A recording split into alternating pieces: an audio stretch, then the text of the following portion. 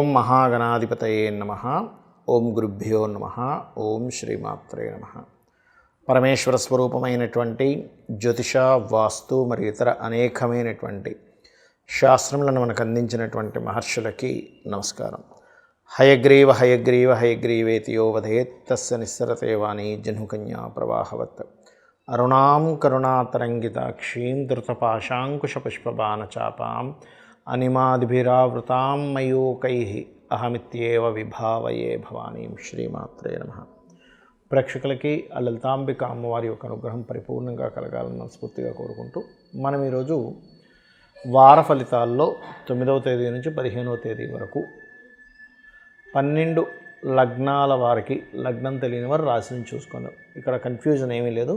ముందు లగ్నం చాలా ప్రధానం. ఎందుకంటే లగ్నం ప్రతి 2 గంటలకు మారిపోతుంది, రాశి ప్రతి 2.5 రోజులకు మారుతుంది. కాబట్టి లగ్నం తెలుసు అనుకోండి, లగ్నం నుంచే చూసుకోండి. లగ్నం తెలియదండి, మా వాళ్ళు ఎవరు నోట్ చేయలేదు టైం అనుకునేవారు రాశి నుంచి చూసుకోవచ్చు, ఏం అభ్యంతరం లేదు. ఎందుకంటే రాశి ఈజ్ మైండ్, మన మైండ్ పరంగా కూడా మనం వెళ్తూ ఉంటాం జీవితం అనేది.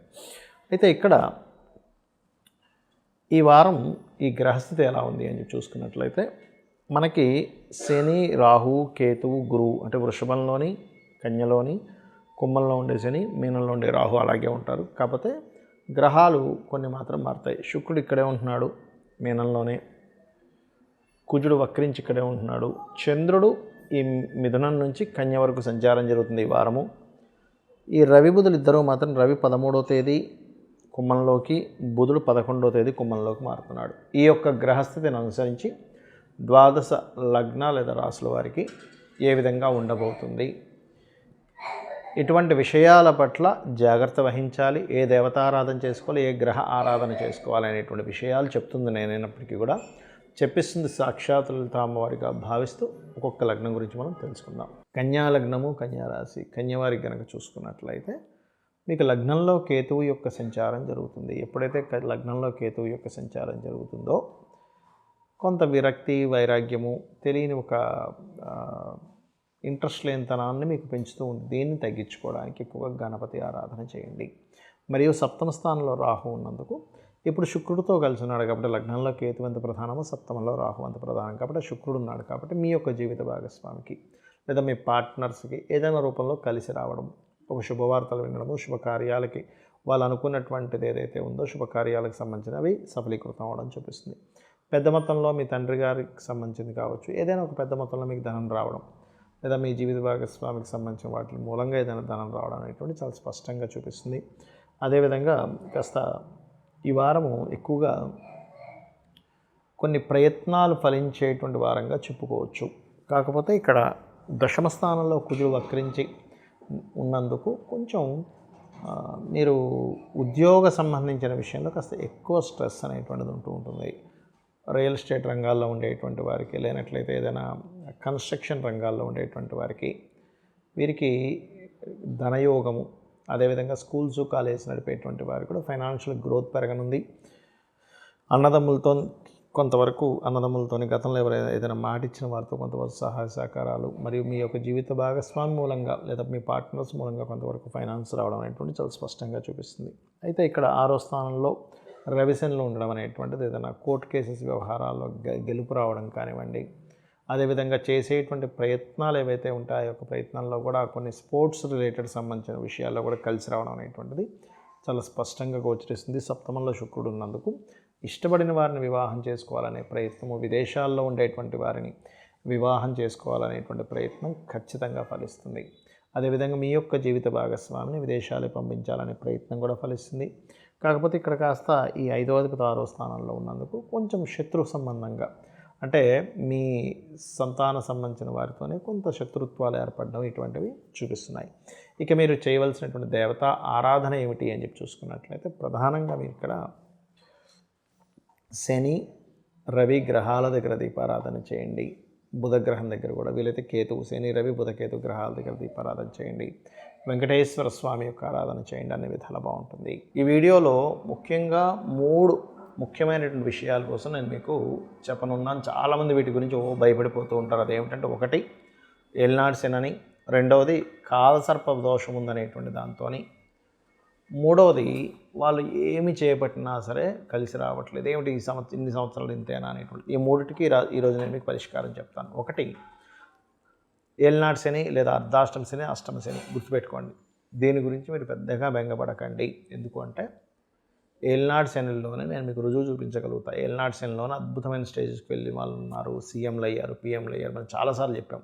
మోడీ గారు కూడా ఏలినాటి శనిలో ఆయన వృశ్చిక రాశి, ఏలినాటి శనిలో ఆయన పీఎంగా కూడా కొనసాగారు. ఇప్పుడు అర్ధాష్టమ శని కూడా నడుస్తుంది. అలాగే స్వర్గీయ ఎన్టీ రామారావు గారు కావచ్చు, అనేకమైన వారు, నారా చంద్రబాబు నాయుడు కావచ్చు, మొన్నటి వరకు ఉన్నటువంటి జగన్ కావచ్చు, ఆయన అష్టమ శనిలోనే అయ్యారు. ఇట్లా రకరకాల ఉన్నాయి. అయితే ఒకటి ఇక్కడ నేను మీకు ఈ ఉదాహరణ ఎందుకు చెప్తున్నానంటే, కేవలం శ్రమనిస్తాడు కానీ మీ విజయానికి ఎక్కడ ఆపడు.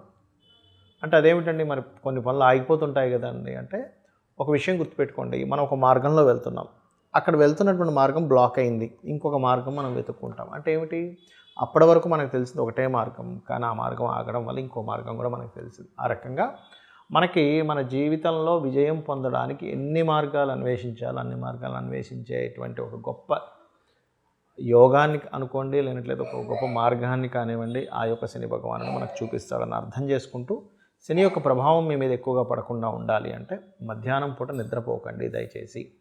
ఏజ్డ్ పర్సన్స్ లేదా చిన్నపిల్లలు, స్త్రీలకి సంబంధం లేదు. యువకులు మాత్రం అసలు నిద్రపోతే శని ప్రభావం పెరుగుతుంది. వీలైతే శని భగవానుడికి శనివారం తైలాభిషేకం చేయండి. బెల్లము గోవుకు తినిపించండి. ఆంజనేయ స్వామి ఆలయం కానీ, సుబ్రహ్మణ్యేశ్వర స్వామి ఆలయానికి కానీ, లేదా మన నరసింహస్వామి ఆలయానికి కానీ వెళ్తుండండి, లేదా అమ్మవారి ఆలయానికి కానీ నిత్యము వెళ్తుంటే దీని ప్రభావం ఉండదు. ఇక రెండవది కాలసర్పదోషం.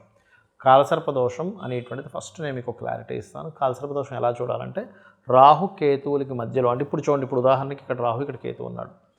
గ్రహాలన్నీ ఒకవైపు ఉండాలంటే అటువైపు కానీ, అంటే రాహుకేతువులకి ఈ 5 రాశుల్లో కానీ, లేదా ఈ 5 రాశుల్లో కానీ ఉండాలి. రాహుకేతువులు ఎక్కడున్నా మీ జన్మజాలం, దాన్ని కాలసర్పదోషం అంటారు. అయితే ఈ కాలసర్పదోషం కూడా కాలానికి, అంటే కాలంలో ఏం జరుగుతుందంటే, ఒక దేశంలో యుద్ధం వస్తుందా, కరువు వస్తుందా, లేనట్లయితే ఆర్థికంగా బాగా పుంజుకుంటుందా, అంటే బాగా పైకి లేస్తుందా, లేకపోతే కింద పడిపోతుందా, భూకంపాలు వస్తాయని చెప్పేదాన్ని కాలసర్పదోషం చూడమన్నారు. పర్సనల్ చార్ట్కి ఎక్కడా చూడకండి దయచేసి. ఎందుకంటే గొప్ప గొప్ప వాళ్ళు ఉన్నారు. 140 మంది ప్రెసిడెంట్లు ఉన్నారు ప్రపంచ దేశాల్లో కాలసర్పదోషం ఉన్నవాళ్ళు. మరి వాళ్ళు ఎదిగారుగా అనేది ఒక్కసారి మనం నిజంలో మాట్లాడుకోవాలి. ఎంతసేపు కాలసర్పదోషం ఉంది, నా జీవితం ఇంక ఇంతేనేమో, ఏమీ ఇంకా కొనసాగదేమో ముందుకు అనేటువంటి దీంట్లో ఉండకండి. మెగాస్టార్ చిరంజీవికి కూడా కాలసర్పదోషం ఉంది. అంటే మనం ఇక్కడ ఎందుకు చెప్తున్నా అంటే, ఉదాహరణ, అంత గొప్ప వ్యక్తులుగా అయినప్పుడు మనం ఎందుకు ఆగిపోతాము, జీవితంలో ఏమీ ఆగిపోము అనేటువంటి దాన్ని ఫస్ట్ మీరు మైండ్లో పెట్టుకోండి. ఒకవేళ మీకు అంతగా కనుక అమ్మో కాలసర్పదోషం ఉందని మీకు ఎక్కడో ఇంకా లోపల ఉంటే, చక్కగా కాళహస్తికి వెళ్ళి ఆ పరమేశ్వరుని దర్శనం చేసుకోండి. అక్కడ ఎలాగో మనకి రాహుకేతులు పూజలు చేస్తుంటారు. ఆ రాహుకేతు పూజ కూడా అక్కడ చేయించుకుని ఎటువంటి దోషము మీకు ఉండదు, ఎటువంటి సర్పదోషాలను తొలగిపోతాయి. ఇక మూడవది, చాలామంది ఎన్నో పూజలు చేస్తుంటారు కానీ ఏమీ కలిసి రావట్లేదని బాధపడుతూ ఉంటారు. దానికి కారణం ఏమిటి అంటే, మీరు చేస్తున్నటువంటి ఒక మంత్ర జపము. ఏమిటది అంటే, ఎప్పుడు ఏమీ కలిసి రావట్లేదు అనే మంత్రమే మీకు అది మంత్రంగా మారి ఏమీ కలిసి రాకుండా చేస్తుంది. గుర్తుపెట్టుకోండి.